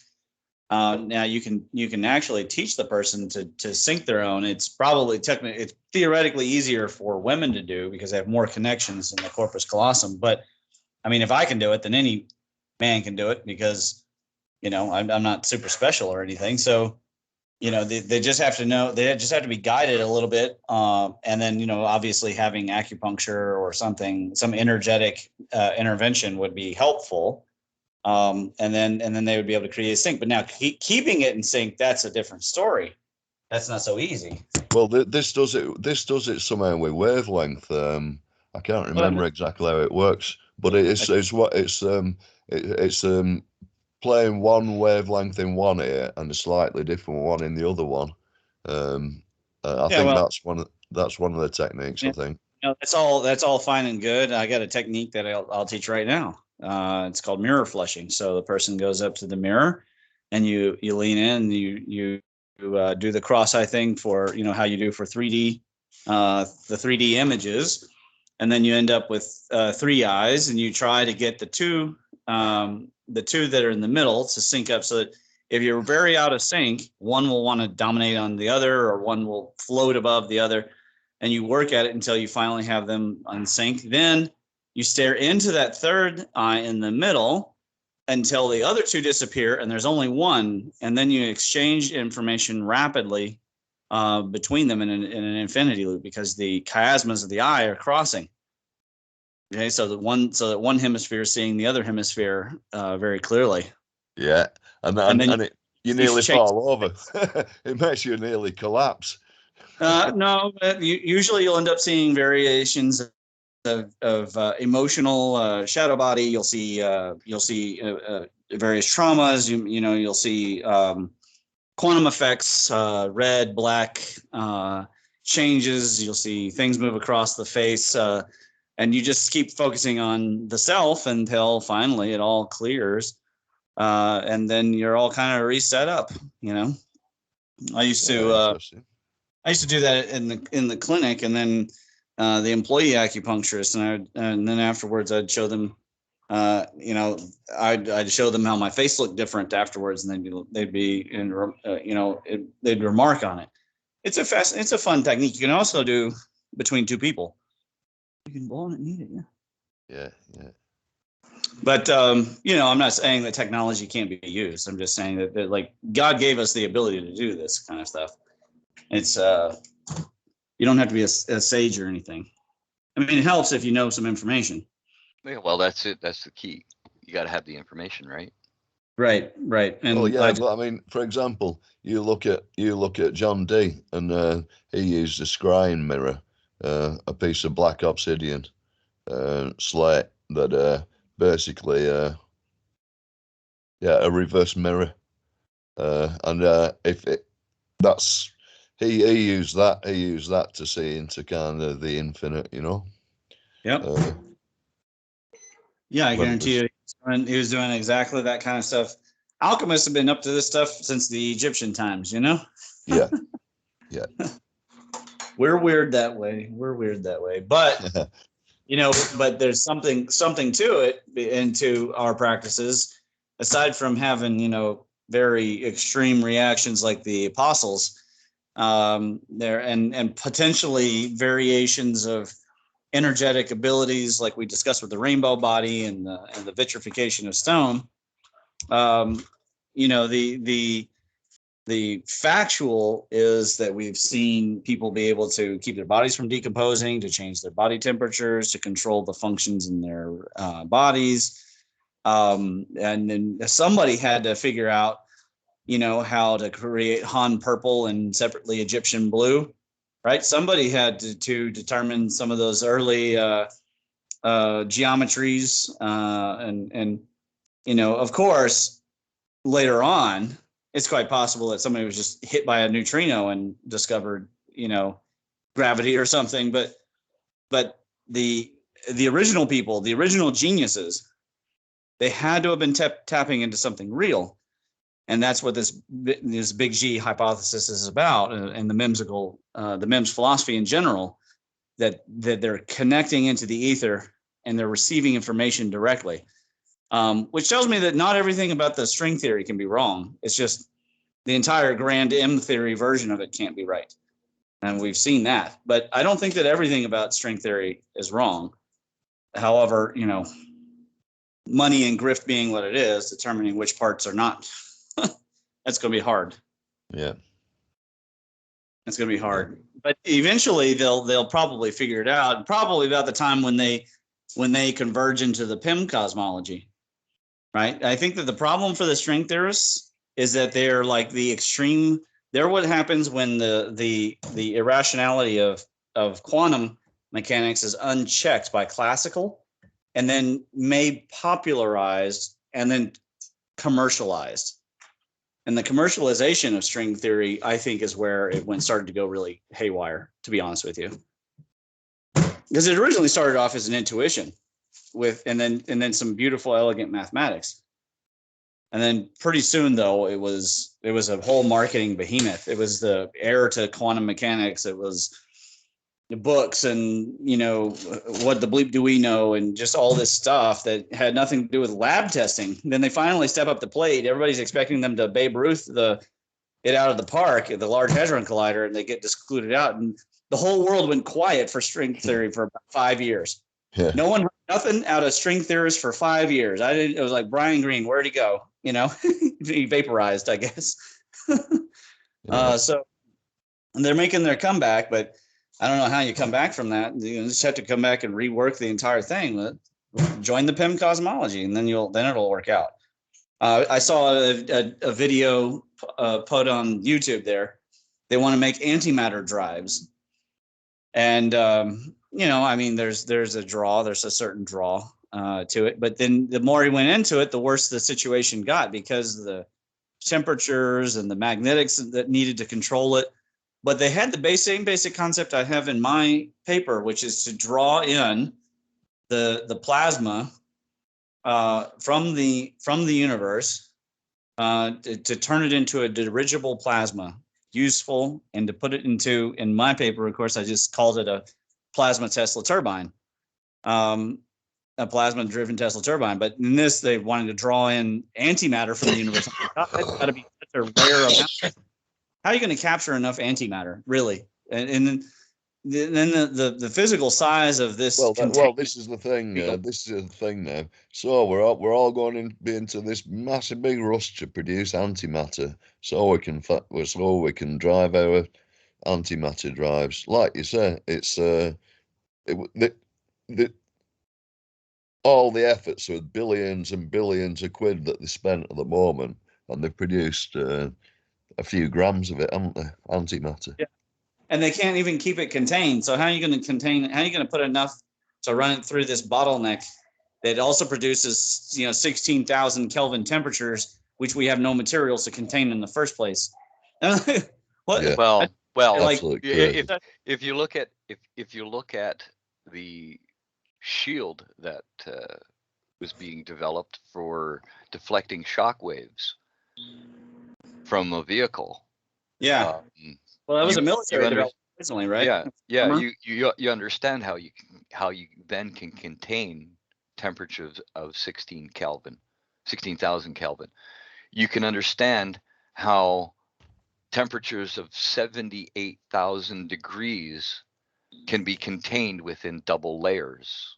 Yes, because Sapphire showed us how. Antimatter for that, Yeah, you don't need antimatter for that shit. You just need double layers.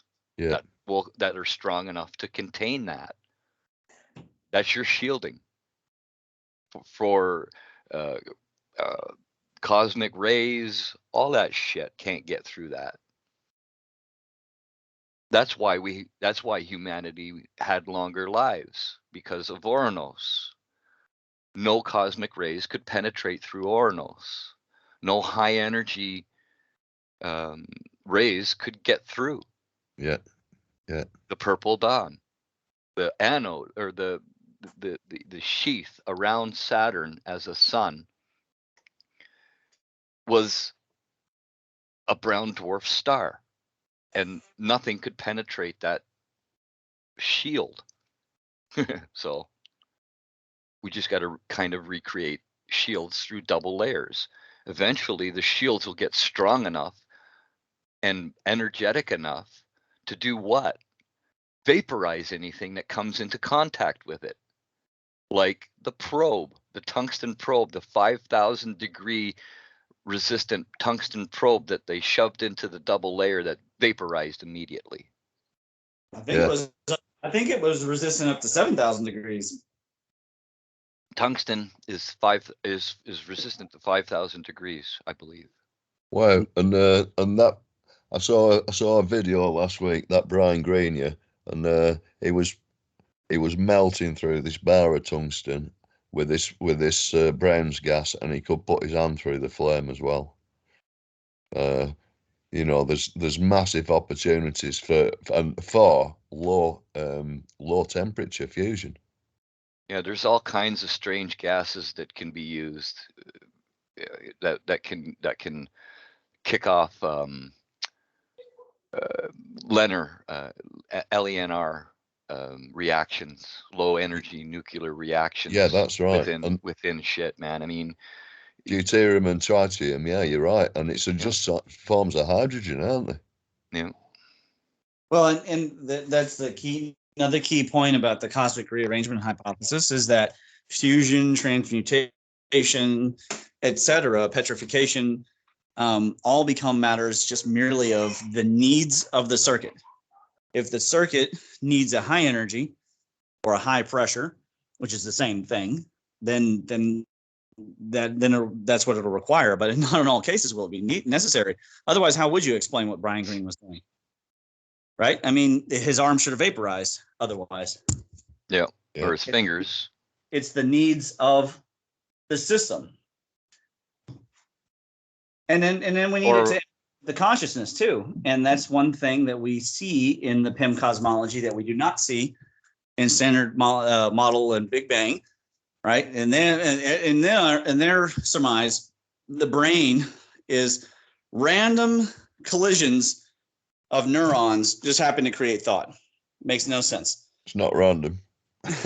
Well, it's nice to have some random thoughts sometimes, but no. Yeah.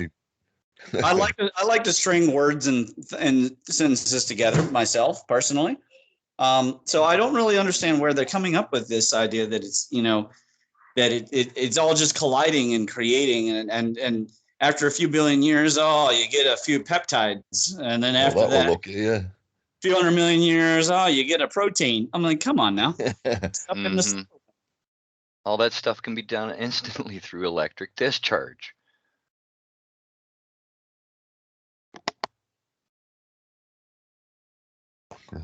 You know what I mean? All of that stuff can be done through electric discharge. Changing DNA. Electric discharge. Totally. This universe is electric. There's no doubt in my mind. No, there's no doubt. There really is no doubt. They've already finally, this is a reminder to the audience because probably most of our audience has heard this from us, but they finally admitted that they could calculate the electric field of the sun. Now, if they try to give those guys the Nobel Prize, I might have to show up myself. Yeah, well, I think I might even go on a bloody march. You know, we get a placard out and say, "Look, it weren't you bastards, information thieves." Why don't you give it to Ralph Jurgen posthumously? Yeah, they should posthumously give it to Jurgens and Alphen. And like a co, don't forget Scott. Well, yeah, but I mean, you know, instrumental on the Birkeland currents that to come off the sun. So you wouldn't normally give it to the person who later on. I mean, but as far as the electric part of the sun, you know, it needs the attention. It deserves the attention. That I mean, they gave Langmuir a Nobel Prize for discovering covalent bonds. How much more important is it to discover that the sun is electric? You know, that there's no comparison, really. Way more important to find out that the sun is electric and not what they've been telling us, this atomic engine that they think it is, that gravity's crushing down and igniting. Yeah. The heat is igniting the gravity is so fierce it's keeping the atomic engine explosion contained. The fusion that they're counting on. Yeah, it's a serious problem for them, and you know we're solving the problem for them. So they just need to come along and give the credit where it's due. We need to give Bostic his posthumous award. Okay, so you're the real discoverer of so-called black holes, and we need to give Lerner, you know, his due, and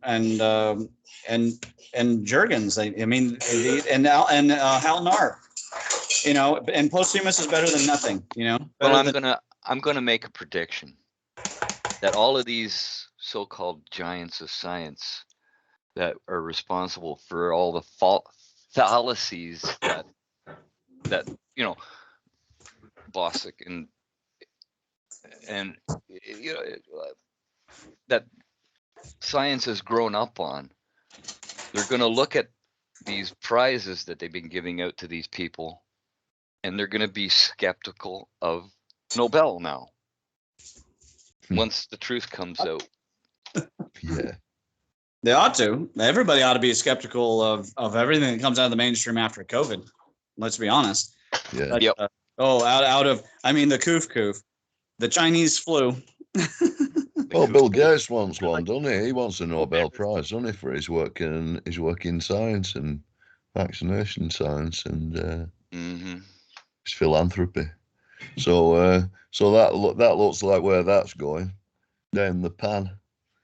Of course, UK is building a fusion reactor now at Oxford University.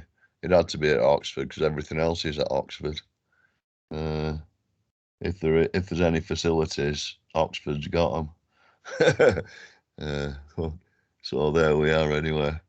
And they're spending, I think it's 30 billion on their fusion reactor. They don't expect to have it running till 2050. So I know, absolutely insane. 20 years from now, right? 30 years. Do they not have laboratories? It'll be solved by then. You know. Oh yeah. All of this tokamak shit is going to be. There is going to be a backlash once the population knows and understands the electric universe and their theories and how all of this money has been wasted over the years on these stupid ideas when they had the answers right in front of them. Yeah. What do you think's going to happen to them? They're going to be ridiculed. They're going to say, "Oh, you're a smart, stupid man." Well, that's all they are. That's all they are. They're smart, stupid people. That's right. Well, they're blind, aren't they? That's the problem. Yep. They're myopic. They can see that their own area or under a microscope. They can't see anything. It doesn't connect to any other part of the world. So they find it hard to communicate with people in other disciplines. So they never get to meet people in the other disciplines. That's how they're professionally segregated generally in their little bubbles. So they can't, they don't talk about the work because they've all signed confidential kind of clause. So that's that area of science locked down forever. I think as soon as you go and work in academia or anything, you're generally subject to all this kind of control, aren't you? But there are some universities like Toronto University who are extending some actual research programs and not sort of these hidden biochemical horrible pharmaceutical things. Anyway, I'm gonna get going and good luck with the new addition to your family and what have you. Thank you. Little Hannah, welcome to the world. Welcome to the battle. Welcome to the craziness that is this world. Welcome to the world of the wheeling red dust. Good show, guys. I'll get this one up. I'll have it premiere tonight. And God bless. It was an easy 2 hours spent. Thank you very much for your time. Yeah, thanks, Mom. Nice one, Rick. Cheers. Bye-bye. Take care, man. Okay.